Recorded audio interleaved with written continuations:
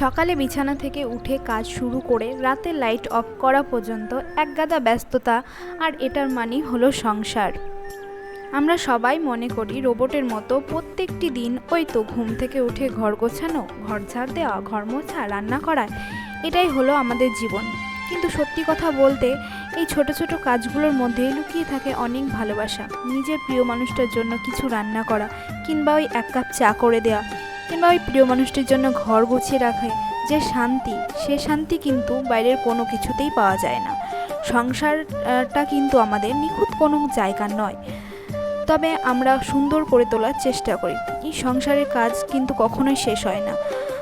অথচ দেখো, এই সংসার ফেলেই কিন্তু একদিন সবাইকে চলে যেতে হবে, কিন্তু তবুও জানি না কেন এত মায়া সংসারের প্রতি। কে জানে, আজকে আছি কালকে নাও থাকতে পারি।